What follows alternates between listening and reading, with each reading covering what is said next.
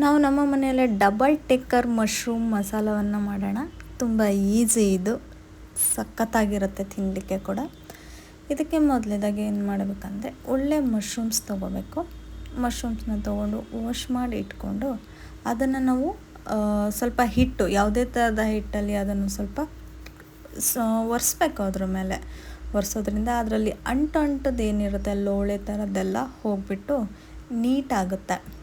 ಅದೆಲ್ಲ ಹೋದ್ಮೇಲೆ ನಾವೇನು ಮಾಡಬೇಕು ಅಂದರೆ ನೆಕ್ಸ್ಟ್ ಅದನ್ನು ಒಂದು ಬೌಲ್ಗೆ ಎತ್ತಿಟ್ಕೋಬೇಕು. ಅಷ್ಟೇ ಅಲ್ಲದೆ ಮತ್ತೆ ನಮಗೆ ಕೆಲವರು ಡೌಟ್ಸನ್ನು ಕೇಳಿದರು, ಇದರಲ್ಲಿ ಬ್ಲ್ಯಾಕ್ ಇರುತ್ತಲ್ಲ ಏನದು, ಅದನ್ನು ತೆಗಿಯೋದಿಲ್ವಾ ಅಂತೆಲ್ಲ ಕೇಳ್ತಾಯಿದ್ರು. ಆ ಬ್ಲ್ಯಾಕಿಂದು ಹೇಳ್ತೀನಿ. ಇದನ್ನು ಫಸ್ಟು ಕಟ್ ಮಾಡ್ಕೋಬೇಕು ನೀಟಾಗಿ.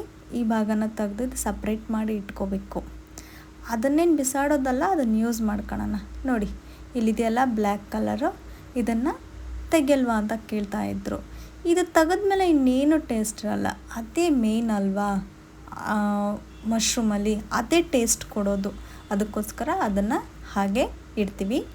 ಆಮೇಲೆ ಅದೇ ಥರದ ಬೇರೆ ಮಶ್ರೂಮ್ಸ್ ಕೂಡ ಅದಕ್ಕೆ ಸೈಜಿಗೆ ತಕ್ಕಂತೆ ಸರಿಯಾಗೋ ಥರ ಆ ಬೌಲ್ ಥರ ಕಟ್ ಮಾಡ್ಕೋಬೇಕು. ಸ್ವಲ್ಪ ಇದನ್ನು ಆ ದಿಂಡನ್ನು ತೆಗೆದ್ಬಿಟ್ಟು ಬೌಲ್ ಥರ ಕಟ್ ಮಾಡಿ ರೆಡಿ ಮಾಡಿ ಅದಕ್ಕೆ ಮುಚ್ಚಿ ನೋಡಬೇಕು ಸರಿ ಹೋಗುತ್ತೋ ಇಲ್ವೋ ಅಂಥೇಳಿ. ಅದನ್ನು ನೋಡಿಬಿಟ್ಟು ನಾವು ಅದನ್ನು ಸೈಡ್ಗೆ ಇಟ್ಕೊಂಡ್ಬಿಡೋಣ. ಅದೇ ತರಹ ಎಲ್ಲ ಮಶ್ರೂಮ್ಗಳನ್ನು ಸಹ ಕಟ್ ಮಾಡ್ಕೊಳ್ಳೋಣ. ನಂತರ ಅದೇನು ವೇಸ್ಟ್ ಆಗೋಲ್ಲ. ಅದನ್ನೇನಾದರೂ ಮಾಡೋಣ, ತಡೀರಿ ತೋರಿಸ್ತೀನಿ ಹೇಗೆ ಅಂತ. ಎಲ್ಲ ರೆಡಿ ಮಾಡ್ಕೊತಾ ಇದ್ದೀನಿ.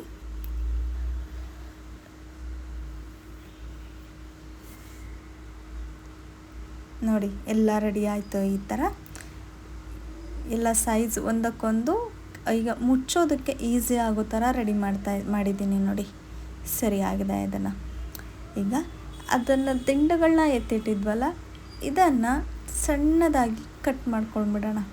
ಮತ್ತು ಸಣ್ಣ ಮಶ್ರೂಮ್ ಕೂಡ ಆ ಥರ ಬೌಲ್ ಥರ ಮಾಡೋಕ್ಕೆ ಬರಲ್ಲ ಅಲ್ವಾ, ಅದನ್ನು ಕೂಡ ನಾವು ಸಣ್ಣಕ್ಕೆ ಚಾಪ್ ಮಾಡಿಬಿಡೋಣ ನೀಟಾಗಿ.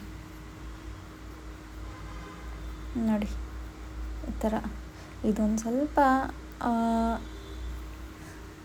ಹೀಗೆ.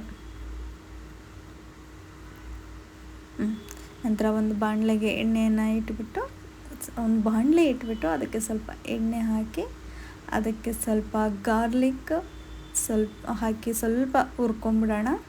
ನಂತರ ಸಣ್ಣದಾಗಿ ಚಾಪ್ ಮಾಡಿರೋವಂಥ ಈರುಳ್ಳಿ ಸಹ ಹಾಕಿಬಿಟ್ಟು ನೀಟಾಗಿ ಫ್ರೈ ಮಾಡ್ಕೊಳ್ಳೋಣ.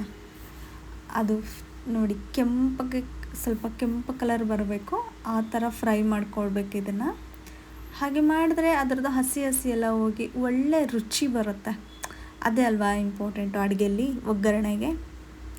ಈಗ ನಂತರ ಸ್ವಲ್ಪ ಸಣ್ಣದಾಗಿ ಕಟ್ ಮಾಡಿರೋವಂಥ ಒಂದು ಕ್ಯಾಪ್ಸಿಕಮ್ಮು, ಒಂದೇ ಒಂದು ಚಿಕ್ಕ ಹೋಳು ಚೀಸನ್ನು ಹಾಕ್ತಾಯಿದ್ದೀನಿ. ಇದನ್ನು ಹಾಕಿಬಿಟ್ಟು ಸ್ವಲ್ಪ ಅದೆಲ್ಲ ಮೆಲ್ಟಾಗಿ ಅದ್ರ ಜೊತೆ ಮಿಕ್ಸ್ ಆಗೋವರೆಗೂ ನೀಟಾಗಿ ಸ್ಮ್ಯಾಶ್ ಮಾಡೋಣ. ಅದು ನೆನಪಿರಲಿ, ಇದು ಪಿಜ್ಜಾಗೆ ಹಾಕ್ತಾರಲ್ಲ ಆ ಚೀಸ್ ಬಿಟ್ಟು ಇನ್ಯಾವುದಾದ್ರೂ ಹಾಕಿ ಪರವಾಗಿಲ್ಲ, ನಿಮಗೆ ಕನ್ವೀನಿಯೆಂಟು. ಹಾಗೆ ಮತ್ತು ಸಣ್ಣದಾಗಿ ಕಟ್ ಮಾಡಿದಂಥ ಮಶ್ರೂಮ್ ಇತ್ತಲ್ಲ, ಅದನ್ನು ಕೂಡ ಆ ಒಗ್ಗರಣೆಯಲ್ಲೇ ಹಾಕಿಬಿಟ್ಟು ಚೆನ್ನಾಗಿ ಬೇಯಿಸ್ಕೊಳ್ಳೋಣ. ನೀಟಾಗಿ ಫ್ರೈ ಆಗಬೇಕು, ಅದರಲ್ಲಿರೋ ಹಸಿ ಅಂಶ ಎಲ್ಲ ಹೋಗಬೇಕು. ಆಮೇಲೆ ಇದು ನೀರು ಬಿಟ್ಕೋಬಾರ್ದು, ಆ ಥರ ನಾವು ನೋಡ್ಕೋಬೇಕು. ನೋಡಿ ಚೆನ್ನಾಗಿ ಫ್ರೈ ಆಗ್ತಾಯಿದೆ. ಈ ಥರ ಫ್ರೈ ಆದಮೇಲೆ ಇದಕ್ಕೆ ಸ್ವಲ್ಪ ರುಚಿಗೆ ಎಷ್ಟು ಬೇಕೋ ಅಷ್ಟು ಉಪ್ಪನ್ನು ಹಾಕೋಣ. ನಂತರ ಸ್ವಲ್ಪ ಕಾರ್ನ್ಫ್ಲೋರ್ ಅಥವಾ ಇದು ಬ್ರೆಡ್ ಪೌಡರ್ ಇರುತ್ತಲ್ಲ, ಓಲ್ಡ್ ಬ್ರೆಡ್ ಇದ್ದರೆ ಅದನ್ನು ಸ್ವಲ್ಪ ಪೌಡರ್ ಥರ ಮಾಡಿಬಿಟ್ಟು ಅದನ್ನು ಕೂಡ ಹಾಕಿದರೆ ಅದರಲ್ಲಿರೋ ನೀರಿನ ಅಂಶ ಎಲ್ಲ ಹೋಗುತ್ತೆ. ಸ್ವಲ್ಪ ಜೀರಿಗೆ, ಪೆಪ್ಪರ್ ಮತ್ತು ಇದು ಅಜ್ವನ್ ಅಂತಲ್ಲ, ಅದು ಒಂದು ಸ್ವಲ್ಪ ಹಾಕೋಣ. ಹಾಕಿಬಿಟ್ಟು ಸ್ವಲ್ಪ ಅದೆಲ್ಲ ಮಿಕ್ಸ್ ಆಗಿ ಬೇಯ್ದು ಅದ್ರ ಟೇಸ್ಟ್ ಮಿಕ್ಸ್ ಆಗಲಿ, ಆ ಥರ ಫ್ರೈ ಮಾಡೋಣ. ತುಂಬ ಟೇಸ್ಟಿಯಾಗಿರುತ್ತೆ ಇದು. ನೀವು ಒಂದು ಸಲ ಮನೆಯಲ್ಲಿ ಮಾಡಿ ತಿಂದುಬಿಟ್ರೆ ನಿಜವಾಗ ಪದೇ ಮಾಡ್ತೀರಾ. ಸ್ವಲ್ಪ ಚಿಲ್ಲಿ ಫ್ಲೇಕ್ಸನ್ನು ಹಾಕ್ತಾಯಿದ್ದೀನಿ ಇದಕ್ಕೆ ನೋಡಿ. ನಂತರ ಇಲ್ಲೊಂದು ಸ್ವಲ್ಪ ಮೈದಾ ಇಲ್ಲ ಕಾರ್ನ್ಫ್ಲೋರ್ ನಿಮ್ಮ ಕನ್ವೀನಿಯೆಂಟ್ ಹಾಕಿಬಿಟ್ಟು ಮಿಕ್ಸ್ ಮಾಡಿಬಿಡೋಣ. ಸ್ವಲ್ಪ ಉಪ್ಪನ್ನು ಕೂಡ ಹಾಕೋಣ ಅದಕ್ಕೆ. ಆಮೇಲೆ ಸ್ವಲ್ಪ ನೀರು ಹಾಕಿ ಅದನ್ನು ಕಲಸೋಣ. ಇದು ಸ್ಟ್ರ್ಯಾಚ್, ಇದು ನನ್ನ ಕಾರ್ನ್ಫ್ಲೋರ್ ಇರುತ್ತಲ್ಲ ಅದರದ್ದು ಒಂದು ಸ್ಟ್ರ್ಯಾಚನ್ನು ರೆಡಿ ಮಾಡ್ಕೋಬೇಕು. ಇದು ತುಂಬ ನೀರಾಗಿರಬಾರ್ದು. ನೋಡಿ ಇದೇನು ನಾವು ಮಿಕ್ಸಡ್ ಮಾಡಿದ್ವಲ್ಲ ಅದ್ರ ಮೇಲೆ ಸ್ವಲ್ಪ ಇದು ಜಾಕಾಯಿ ಅಂತಾರಲ್ಲ ಅದನ್ನು ಸ್ವಲ್ಪ ತುರಿದ್ಬಿಟ್ಟು ಒಂದು ಸ್ವಲ್ಪ ಆದರೂ ಸಾಕು. ಅದು ಮಸಾಲೆ ಪದಾರ್ಥದಲ್ಲಿ ಬರ್ತಲ್ಲ ಅದು. ಆಮೇಲೆ ಒಂದು ಸ್ವಲ್ಪ ಚೀಸು, ನೋಡಿ ಒಂದೇ ಒಂದು ಕ್ಯೂಬ್ ಚೀಸ್ ಅಷ್ಟೇ, ಸ್ವಲ್ಪ ಹಾಕೋಣ, ಜಾಸ್ತಿನೂ ಹಾಕಬಾರ್ದು, ಇಲ್ಲಾಂದರೆ ಚೀಸಿ ಸ್ಮೆಲ್ ಇರುತ್ತೆ, ಅದು ಅಷ್ಟೊಂದು ರುಚಿ ಇರಲ್ಲ. ಯಾವುದೇ ಥರದ ಚೀಸನ್ನು ಹಾಕ್ರಿ, ಪ್ರಾಬ್ಲಮ್ ಇಲ್ಲ. ಆದರೆ ಈ ಪಿಜ್ಜಾ ಚೀಸ್ ಬರುತ್ತಲ್ಲ ಪಿಜ್ಜಾಗೆ ಹಾಕೋದು ಅದು ಮಾತ್ರ ಹಾಕಬಾರ್ದು. ನಾನು ಆಗಲೇ ಹೇಳಿದ್ದೆ. ಅದನ್ನು ಹಾಕ್ಬಿಟ್ಟು ಚೆನ್ನಾಗಿ ಮಿಕ್ಸ್ ಮಾಡೋಣ. ನೀಟಾಗಿ ಮಿಕ್ಸ್ ಮಾಡಿದ್ಮೇಲೆ ಇದಕ್ಕೆ ಒಂದು ಸ್ವಲ್ಪ ಅದೇ ನೀರಿನ ಅಂಶ ಹೋಗಲಿ ಅಂತೇಳಿ ಬ್ರೆಡ್ ಪುಡಿ ಇನ್ನೊಂದು ಸ್ವಲ್ಪ ಹಾಕ್ತಾಯಿದ್ದೀನಿ. ಅದು ಹೀರ್ಕೊಂಡ್ರೆ ಚೆಂದ ಅಲ್ವಾ. ಸ್ವಲ್ಪ ಡ್ರೈ ಇದ್ದರೆ ಅದ್ರ ಮಶ್ರೂಮಲ್ಲಿ ಕೂಡ ನೀರು ಬಿಟ್ಕೊಳ್ಳುತ್ತೆ. ಅದಕ್ಕೆ ನೋಡಿ ನೀಟಾಗಿ ಮಿಕ್ಸ್ ಮಾಡಿಬಿಟ್ಟು ಇದನ್ನು ಅದೇನು ಮಶ್ರೂಮ್ ಕಟ್ ಮಾಡಿ ಇಟ್ಕೊಂಡಿದ್ವಲ್ಲ ಅದರಲ್ಲಿ ಅದನ್ನು ಫಿಲ್ ಮಾಡೋಣ. ನೋಡಿ ಈ ಥರ ಫಿಲ್ ಮಾಡಿಬಿಟ್ಟು ಅದಕ್ಕೆ ತುಂಬ ಫಿಲ್ ಮಾಡಿಬಿಟ್ಟು ಅದು ಇನ್ನೊಂದು ಕ್ಯಾಪ್ ಬರುತ್ತಲ್ಲ ಅದನ್ನು ಮುಚ್ಚಿಬಿಟ್ಟು ಇದು ಓಪನ್ ಆಗುತ್ತಲ್ಲ ಅದಕ್ಕೆ ಇದಕ್ಕೊಂದು ಸ್ಟಿಕ್ಕನ್ನು, ಟೂತ್ ಪಿಕ್ ಬರುತ್ತಲ್ಲ ಅದನ್ನು ಸ್ಟಿಕ್ಕನ್ನು ಸಿಗಿಸ್ಬಿಟ್ಟು ಅದೇನು ನಾವು ಸ್ಟ್ರ್ಯಾಚನ್ನು ರೆಡಿ ಮಾಡ್ಕೊಂಡಿದ್ವಿ ಆ ಸ್ಟ್ರ್ಯಾಚಲ್ಲಿ ನಾವು ಇದನ್ನು ಡಿಪ್ ಮಾಡ್ಕೋಬೇಕು.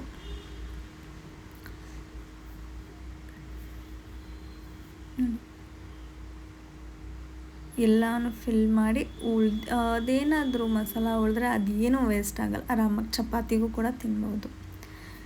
ಇದನ್ನು ಸ್ಟ್ರ್ಯಾಚಲ್ಲಿ ಡಿಪ್ ಮಾಡ್ತಾಯಿದ್ದೀವಿ. ನೋಡಿ ತಿಕ್ಕಾಗಿರಬೇಕು, ನೀರಿದ್ದರೆ ಚೆನ್ನಾಗಿರಲ್ಲ, ತುಂಬಾ ತಿಕ್ಕಿರಬಾರ್ದು, ಸ್ವಲ್ಪ. ಆಮೇಲೆ ಬ್ರೆಡ್ ಪುಡಿ, ಇದನ್ನು ಅದೇನು ಹಳೆ ಬ್ರೆಡ್ಡು ಬೇಕಾಗುತ್ತೆ, ಒಂದು 4-5 ಬ್ರೆಡ್ ಪೀಸ್ ಆದರೆ ಸಾಕು.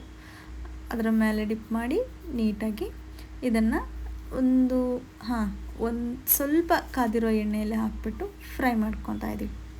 ನೋಡಿ ನಿಜವಾಗ್ಲೂ ತುಂಬ ರುಚಿಯಾಗಿರುತ್ತೆ. ಇದನ್ನೇ ನಾವು ರೆಸ್ಟೋರೆಂಟ್ಗಳಲ್ಲಿ ತಿನ್ನೋಕೆ ಹೋದರೆ ಸಿಕ್ಕಾಬಟ್ಟೆ ಕಾಸ್ಟ್ಲಿ ಇರುತ್ತೆ. ಅದು ಯಾವ್ಯಾವ ಥರದ ಎಣ್ಣೆಯಲ್ಲಿ ಮಾಡಿರ್ತಾರೋ ಏನೋ ಹೇಳೋದಕ್ಕೂ ಕೂಡ ಆಗಲ್ಲ. ಇದನ್ನೇ ನಾವು ನಮ್ಮ ಮನೆಯಲ್ಲಿ ಮಾಡಿಕೊಂಡ್ರೆ ಟೇಸ್ಟಿಯಾಗೂ ಇರುತ್ತೆ, ಹೆಲ್ದಿಯಾಗೂ ಇರುತ್ತೆ, ಹೈಜೀನ್ ಕೂಡ ಇರುತ್ತೆ. ಇದನ್ನೇ ನಾವು ನೋಡಿ ಈ ಥರ ಸ್ವಲ್ಪ ಅದು ಬ್ರೌನ್ ಕಲರ್ ಬರಲಿ, ಅದು ನಮಗೆ ಫೀಲ್ ಆಗುತ್ತಲ್ವ, ಓಕೆ ಎಲ್ಲ ಬೆಂದಿದೆ, ಈಗೇನು ಬೇಕಿಲ್ಲ ಎಕ್ಸ್ಟ್ರಾ ಅಂತ ಅನ್ಸೋವರೆಗೂ ಸ್ವಲ್ಪ ಫ್ರೈ ಮಾಡ್ಕೊಳ್ಳೋಣ ನಿಮ್ಮ ಹದಕ್ಕೆ. ಇದನ್ನು ತೆಗಿತಾ ಇದ್ದೀನಿ ನೋಡಿ. ರೆಸ್ಟೋರೆಂಟ್ ಸ್ಟೈಲಿನ ಇದು ಒಂದು ಡಬಲ್ ಡೆಕ್ಕರ್ ಮಶ್ರೂಮ್ ಫಿಲ್ ಏನಿದೆ ಅಲ್ಲ, ಇದು ನೋಡಿ ಎಷ್ಟು ಚೆನ್ನಾಗಿದೆ ಅಂದರೆ ತಿನ್ನಲಿಕ್ಕೂ ಅಷ್ಟೇ ರುಚಿಯಾಗಿರುತ್ತೆ. ಸ್ಟಿಕ್ಕನ್ನು ತೆಗೆದುಬಿಡೋಣ ಸಾಕು. ಇವಾಗ ಅದು ಕರೆಕ್ಟಾಗಿ ನಿಲ್ಲುತ್ತೆ. ಇವಾಗ ಇದು ಉದುರೋ ಭಯ ಇರಲ್ಲ. ಇವಾಗ ಅದೇ ಸ್ಟಿಕ್ಕನ್ನು ಮತ್ತೆ ನೆಕ್ಸ್ಟ್ ಮಾಡೋದಕ್ಕೆ ಯೂಸ್ ಮಾಡಿಕೊಂಡ್ರೆ ಆಗೋಯ್ತು.